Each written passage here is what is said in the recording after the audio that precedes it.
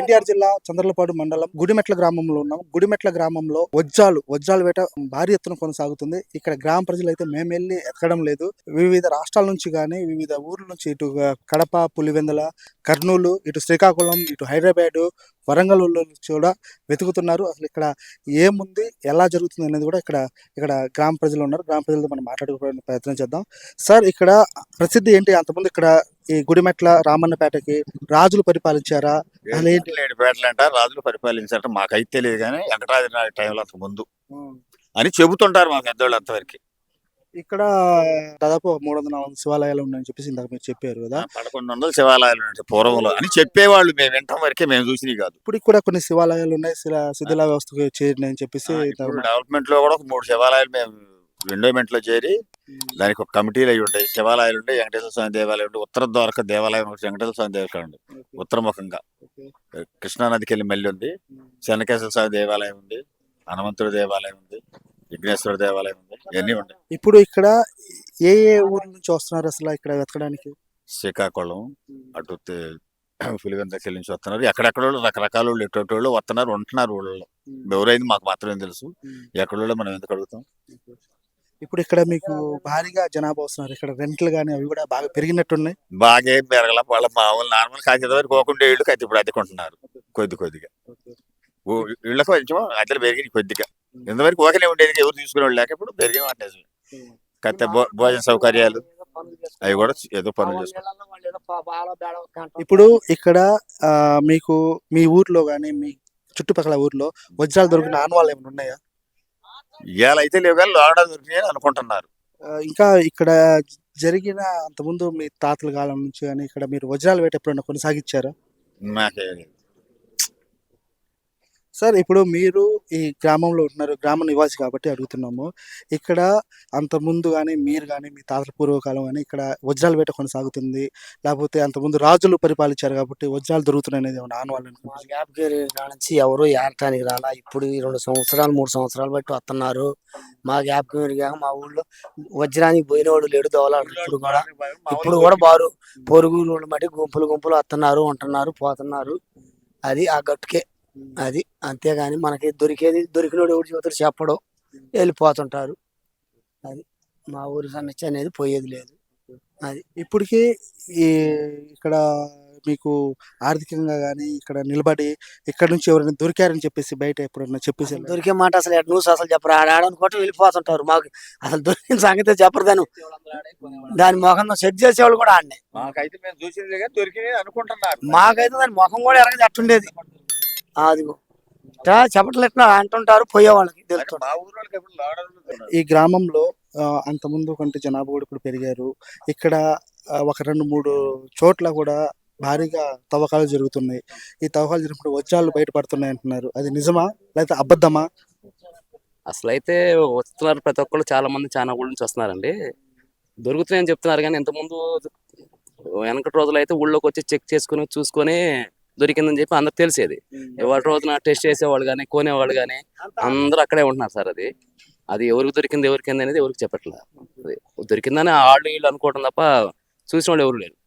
అది ఇప్పుడు ఈ గ్రామంలో దాదాపు ఒక 500 మంది ఉంటున్నారా? వచ్చే వివిధ రాష్ట్రాల నుంచి కానీ వివిధ గ్రామాల 100 మంది కాదు, 200-300 మంది ఉంటారు. బయట నుంచి వచ్చి రెంట్కి తీసుకొని ఏ రోజుకి ఆ రోజు రెంట్ తీసుకొని ఉండేవాళ్ళు ఉన్నారు. డైలీ వచ్చేవాళ్ళు 300-400 మంది ఉంటారు. ఇప్పుడు ఈ గ్రామంలో కానీ పక్కన చంద్రలపాడు కానీ లేకపోతే ఈ గ్రామాల్లో కానీ అంతకుముందు దొరికినాయి వజ్రాలు? దొరికినాయి సార్. ఒకప్పుడు అంటే ప్రత్యేకంగా దొరికిన వాళ్ళు కాదు కానీ పొలం చేసుకుంటే దొరికిన వాళ్ళు ఉన్నారు ఎక్కువ మంది. ఇప్పుడు ప్రత్యేకంగా 2-3 సంవత్సరాల నుంచి ఎక్కువ బయట నుంచి వచ్చేవాళ్ళు ఈ అడ్వర్టైజ్మెంట్ వల్ల, సోషల్ మీడియా వల్ల. ఇప్పుడు ఈ గ్రామంలో కోట్లాది విలువగల వజ్రాలు దొరుకుతున్నాయి అనేది భారీగా ప్రచారం జరుగుతుంది. కానీ ఇక్కడ మీరు మాట్లాడుతుంటే ఇక్కడ దొరకట్లేదు, ఒకళ్ళకి ఇద్దరికి దొరుకుతుంది తప్ప వేరే వాళ్ళకి దొరకట్లేదు. అది నిజమేనా? నిజమే సార్. ఇదంతా సోషల్ మీడియాలో ఉన్న దాన్ని బట్టి తప్ప నిజంగా ఒరిజినల్ గా అంత కాస్ట్లీ దొరికినని చెప్పి ఎవరికి ఏం లేదు సార్. ఇదంతా ప్రచారం మాత్రమే. ఈ ఊర్లో ప్రత్యేకంగా ఇంతలా దొరికింది, ఇన్ని లక్షలకి అమ్మారని చెప్పి ఎటువంటి న్యూస్ లేదు ఇక్కడ. అది అంకమ్మ గంగమ్మ తల్లి దేవాలయం చైర్మన్ గారు ఉన్నారు మనతో. ఆయన అసలు ఈ గ్రామంలో ఏం జరుగుతుంది, ఇక్కడ ఉన్న టెంపుల్స్ కూడా వాళ్ళ వల్ల నాశనం అవుతుందని కూడా వాళ్ళు ఆవేదన వ్యక్తం చేస్తున్నారు. ఈ ఆవేదన వ్యక్తం చేస్తున్న వ్యక్తితో కూడా మనం మాట్లాడే ప్రయత్నం అయితే చేద్దాం. సార్, ఇప్పుడు ఇక్కడ కొన్ని జరుగుతున్నాయి కదా! తవ్వకాలు బయటపడుతున్నాయి అంటున్నారు, ఇది చేస్తున్నారు. కొన్ని దేవాలయాలు శిథిలావస్థకి చేరినాయి అంటున్నారు. ఇప్పుడు ఆ దేవాలయాల్లో కూడా వెతకడం ప్రారంభించారంటారా? ఇంతకు ముందు ఇట్లాగనే ఎతకటం స్టార్ట్ చేస్తే వాళ్ళు మేము సీసీ కెమెరాలు పెట్టించేసి వాళ్ళ మొత్తాన్ని కూడా దేవాలయాలకు పోనీయకుండా చేశాం. ఇప్పుడు ఈ మధ్య కాలంలో మళ్ళీ వాటిని దేవాలయాలు ఎక్కడ ధ్వంసం చేస్తారో అని చెప్పి మేము కూడా పోయి ఎంక్వైరీ చేసి వాళ్ళని బయటికి పంపించడం జరుగుతుంది. కానీ గ్రామంలో వచ్చేసి వివిధ ప్రాంతాల్లో ఇళ్లలో కూడా వాళ్ళు ఇక్కడ ఒక్కొక్క ఇంట్లో వచ్చేసి ఇల్లీగల్ గా వ్యాపారాలు ఎక్కువైతున్నాయి. ఈ వ్యాపారాల వల్ల వాళ్ళు ఈ గ్రామంలో ఇళ్లలో ఉండి వాళ్ళు తెల్లారిపాటికల్లా ఒక వెహికల్స్ పెద్ద పెద్ద వెహికల్స్ తో వెళ్ళటం, ఒక 1000 మంది నుంచి 1500 వరకు కూడా అక్కడ ఆ స్టాక్ పాయింట్ గా అక్కడ ఏరియాను మొత్తం కూడా వజ్రాల కొండ అనే ఏరియాను మొత్తం కూడా తోమటం జరుగుతుంది. ఈ ఫారెస్ట్ వాళ్ళకి మా ఎండోమెంట్ వాళ్ళకి ద్వారా కూడా మేము ఇన్ఫర్మేషన్ ఇవ్వడం జరిగింది. దాని ద్వారా వాళ్ళు కూడా వచ్చి ఎంక్వైరీ చేసుకుని వాళ్ళు బయటికి పంపించడం జరుగుతుంది. కానీ ఇట్లా బయటికి పంపించడం జరుగుతుంది. బయటికి పంపించినా కానీ ఈ వజ్రాలకు వేటకు వచ్చే వాళ్ళు మాత్రం ఎక్కడ కూడా ఆకటాలు కానీ ఎట్లాంటి ఎక్కడా కూడా వాళ్ళు తగ్గట్లేదు. ఈ వర్షం పడిందంటే లేకపోతే అమావాస్య కానీ వర్షం పడిన రోజు కానీ ఎట్లాంటి బాగా ఎక్కువ స్థిర స్థాయిలో వాళ్ళు రావడం జరుగుతుంది. వాళ్ళని ఎంత ఎంత ఎక్కువగా వస్తే మాకు అంత ప్రాబ్లంగా. ఇప్పుడు ఈ దేవాలయం ఉంది, ఈ దేవాలయం ప్రాంగణంలో నైట్ ఉండటం వల్ల మేము ఇళ్ళకాడ ఉంటాం. డబుల్ సీసీ కెమెరా పెట్టినా కానీ వాళ్ళు అరాచకం ఆపలేకపోతున్నాం. ఇదంతా కూడా అంత బ్యాక్ డే మొత్తం గలీజీ చేయటం నైట్ ఇక వాళ్ళ ఇష్టాసారంగా. ఎందుకంటే మేము ఇప్పుడు ఎవరం కూడా ఇక్కడ ఉన్నాం కదా, నైట్ వాళ్ళ ఇష్టాసారంగా వాళ్ళు ఆగం చేయడం జరుగుతుంది. మేమేదో ప్రయత్నం చేస్తున్నాం దేవాలయాల అభివృద్ధి కోసం అని చెప్పి అని టూరిజం కోసం అని చెప్పి మేడం గారు ఆల్రెడీ మా మా నియోజకవర్గం ఎమ్మెల్యే గారు తంగిరాల సౌమ్య గారు ఈ టూరిజం కోసం ఇట్లా మాకు ప్లానింగ్ చేసి జరుగుతుంది. కానీ ఈ తరుణంలో మనకి ఈ కార్యక్రమాలు ఈ వజ్రాల వేటకొచ్చి మరి ఇవన్నీ ధ్వంసం చేయటం మాకు బాగా ఇబ్బందికరంగా జరుగుతుంది. దీన్ని కొంచెం మీరు ప్రెస్ ద్వారా కానీ కావచ్చు, ఎట్లాగైనా కావచ్చు, దీన్ని కొంచెం కంట్రోల్ చేస్తే బాగుంటుందని మాకు తెలియజేస్తుంది. ఓకే, ఇదంటే వాళ్ళు చెప్తున్నారు. ఇక్కడ గ్రామంలో మాకు వివిధ గ్రామాల నుంచి వచ్చేసి లేకపోతే వేరే రాష్ట్రాల నుంచి వచ్చేసి ఇక్కడ ఉన్న గుళ్ళు కానీ బళ్ళు కానీ ధ్వంసం చేయడం జరుగుతుంది. ఇక్కడ ఎలాంటి యాక్టివిటీస్ జరుగుతున్నా కూడా అర్థం కాక ఉన్నాము. ఇక్కడ వాళ్ళు వజ్రాలు వేటకు వస్తున్నారు కానీ వాళ్ళు అనేక రకాల యాక్టివిటీస్తో పాల్పడుతున్నారు. కానీ ఇక్కడ పోలీసులు కానీ సంబంధిత రెవెన్యూ శాఖ వాళ్ళు కానీ పట్టించుకోవడం లేదని చెప్పేసి గ్రామస్తులు ఆవేదన వ్యక్తం చేస్తున్నారు. జరుగుతున్నాయా? మీరు ఎన్నిసార్లు వచ్చారు ఇక్కడికి? ఇది రెండోసారి వచ్చినా ఏం దొరకలేదు, ఎత్తుకుతున్నారు. ఇప్పుడు మీరు ఇక్కడ కూర్చొని ఎత్తుకుతారా, ఇంకా నుంచుంటూనే ఎత్తుకుతుంటారా? కూర్చొని గెలుగుతుంటాం. ఇక ఇలాంటి ఏమైనా దొరుకుతాయని. అలాంటి రాళ్ళలో నిజంగా వజ్రాలు ఉంటాయా? ఉంటాయి అంటే వాన పడిందిగా పైనుంచి కొట్టుకుంటూ వస్తాయి. ఉంటే మటుకు. ఇక్కడ ఓన్లీ వర్షం పడేటప్పుడే ఎందుకు ఎత్తుకుతారు మీరు? వర్షం పడినప్పుడు పైనుంచి కిందకి జాలు పారుతుంటాయి. ఆ నీళ్లు పడ్డప్పుడు కిందకు వస్తాయి, అవి ఎత్తుకుతాం. దొరికితే ఏం లేదు, దొరికితే అరిష్టం లేదు లేదు. ఇప్పుడు ఇక్కడ ఎంతమంది వచ్చి ఉంటారు ఇవాళ? దగ్గర అక్కడ కూడా వచ్చారు కదా, అటేపు కిందకి అదే పొలాల్లో మొత్తం 100 మంది వచ్చి ఉంటారు. గ్రామస్తులు దాదాపు ఒక 500 నుంచి 1000 మంది వస్తారని రెగ్యులర్ గా అంటున్నారు. అది నిజమేనంటారు? గ్రామస్తులు కూడా ఉంటారు, చుట్టుపక్కల ఊర్ల నుంచి వస్తారు. ఈ గుడిమెట్లలో వజ్రాల గుట్ట, ఈ వజ్రాల గుట్టలో ఒక్క వజ్రం కూడా లేదు. మాకు ఇప్పుడు ఒక్క వజ్రం కూడా దొరకలేదు. ఈ వజ్రాలు కోసం మేము వివిధ రాష్ట్రాల నుంచి కాదు, వివిధ గ్రామాల నుంచి, వివిధ జిల్లాల నుంచి, ఇటు తెలంగాణ కానీ, ఇటు ఆంధ్ర కానీ, ఇటు రాయలసీమ నుంచి, కోస్తా ఇటు శ్రీకాకుళం దగ్గర నుంచి చాలామంది వచ్చాము. మేము వస్తే ఒక గ్రామం నుంచి దాదాపు 10-15 మంది వస్తున్నాము. కానీ ఇక్కడ వచ్చేసరికి ఒక చిన్న వజ్రం కూడా లభించడం లేదని చెప్పి వీళ్ళు ప్రతి ఒక్కరు ఇదే మాట చెప్తున్నారు. ఇక్కడ నిజంగా వజ్రాలు దొరుకుతున్నాయా లేదనేది కూడా మీకు నేను చూపించాను.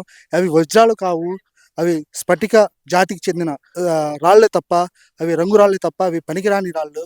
కానీ ఇక్కడ చెప్తూ ఉంటారు, ప్రతి ఛానల్లో హైప్ చేస్తుంటారు అనమాట. ఇక్కడ యూట్యూబ్స్లో పెట్టేసి వీటిలో పెట్టి ఇక్కడ వజ్రం దొరికింది అని చెప్తున్నారు తప్ప ఇక్కడ ఉన్న ప్రజలు మొత్తానికి మేము దాదాపు ఇక్కడ ఈ కొండ పైన, ఈ వజ్రాల కొండ పైన దాదాపు ఒక 1000 నుంచి 1500 మంది ఉన్నారు. ఈ 1500 మందిలో కూడా ఒక్కళ్ళు కూడా ఒక వజ్రం కూడా దొరకలేదు. ఈ గ్రామం ఇక్కడ మేము వచ్చేటప్పుడు కూడా విన్నాము. ఈ గ్రామంలో ఇక్కడ ఉండడానికి కానీ వాళ్ళకి ఇక్కడ ఎలాంటి సదుపాయాలు ఉన్నాయని కూడా మీకు చెప్పే ప్రయత్నం కూడా చేసాం. ఇక్కడ ఒక రోజు ఉండడానికి 50 రూపాయల నుంచి 100 రూపాయలు కట్టాల్సిన పరిస్థితి ఏర్పడుతుంది. ఇక్కడ మేము తిండికి మరియు మేము ఉండడానికి కూడా ఇక్కడ దాదాపు ఒక్కొక్కళ్ళం ఒక 5,000 నుంచి 10,000 రూపాయలు ఖర్చు పెట్టుకొని ఇక్కడ వారం నుంచి 10 రోజుల దాకా ఉండి ఇక్కడ వెతుకులాట ప్రారంభించామని, ఇప్పుడు దాకా మేము 10 రోజులు ఉన్నా కానీ ఒక్క వజ్రం కూడా దొరకని వాళ్ళు చాలా మంది చెప్పారు. కానీ ఇక్కడ ఇంకా వజ్రాలు ఉన్నాయి, ఈ వజ్రాల కొండలో వజ్రాలు ఉన్నాయి అని చెప్పేసి వేట ప్రారంభించి కూడా చాలా ఇబ్బందులు పడుతున్నారు. కానీ ఈ వజ్రాల కొండలో, గుడిమెట్ల వజ్రాల కొండలో ఒక్క వజ్రం కూడా దొరకకుండా ఆనవాళ్ళు కూడా కనిపించడం లేదు. వాళ్ళు ఇక్కడ ఉండే కొంతమంది వ్యాపారస్తులు కానీ వాళ్ళు చెప్పే మాట ఏంటంటే, వాళ్ళు యూట్యూబ్లోను ఫేస్బుక్లో ఇక్కడ 10 లక్షల రూపాయల వజ్రం దొరికింది, 50 లక్షల రూపాయల వజ్రం దొరికింది, కోటి రూపాయల వజ్రం దొరికింది అని చెప్పేసి వాళ్ళు వైరల్ చేయడంతోనే ఇక్కడ అధిక మొత్తంలో జనాభా రావడం జరుగుతుంది. కానీ ఇక్కడ చూస్తుంటే ఒక్క వజ్రం కానీ వజ్రపు పెంకు కానీ ఇక్కడ దొరకడం లేదు. కానీ ఇక్కడ వచ్చే ప్రజలు కూడా ఒక ఆశతో వచ్చేసి అసలు ఆ ఆశ కూడా నిరాశ చెంది వెనక్కి వెళ్ళిపోవడం జరుగుతుంది. కానీ ఇక్కడ కొంతమంది అంటున్నారు, యాక్చువల్గా ఈ వజ్రాల కొండ పైన వజ్రాలు దొరకవు, ఏమైనా ఉంటే పొలాలు వాటి తప్ప ఇక్కడైతే దొరికే ప్రసక్తే లేదు. అదే మేము దొరికి ఉంటే మా గ్రామం వాళ్ళు ప్రతి ఒక్కరు కొండ పైన ఉండేవాళ్ళం కాబట్టి ఇక్కడ వజ్రాలు ఎక్కడ దొరుకుతాయి అనేది కూడా వాళ్ళు మాటల్లో ఇందాక మనం విన్నాము. కానీ ఇక్కడ ఇంకా ఆశతో కొంతమంది వెతుకులాట అనేది ప్రారంభించారు. ఇంకొంతమంది వస్తూనే ఉన్నారు, వెళ్ళే వాళ్ళు వెళ్తూనే ఉన్నారు. కానీ ఇక్కడ వజ్రాలు అనేది లేవు.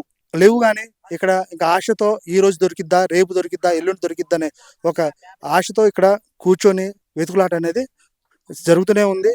ఇది ఇక్కడ ప్రభుత్వం కూడా పట్టించుకొని ఇక్కడ ఈ వజ్రాల కొండలో వజ్రాలు లేవు, ఇక్కడ వస్తే వాటిపైన కొన్ని చర్యలు తీసుకునే తప్ప ఇక్కడ వజ్రాల గురించి అయితే ఇంకా ఆ మాట ఇలా సాగుతూనే ఉంటుందని చెప్పేసి కొంతమంది విశ్లేషిస్తున్నారు.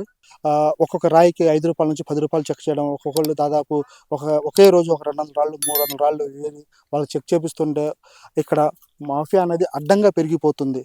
ఈ మాఫియాను అడ్డుకట్టేసేది ఎవరు? ఈ రాళ్ళని చెకింగ్, అసలు ఈ రాళ్ళ మీద వాళ్ళు ఏం చేస్తున్నారు? అటవీ శాఖ ప్రభుత్వం ఏం చేస్తుంది? అటవీ శాఖ వాళ్ళు ఏం నిర్లక్ష్యం ఎందుకు వహిస్తున్నారు? దీని మీద అటవీ శాఖే సమాధానం చెప్పాల్సిన పరిస్థితి ఏర్పడుతుంది.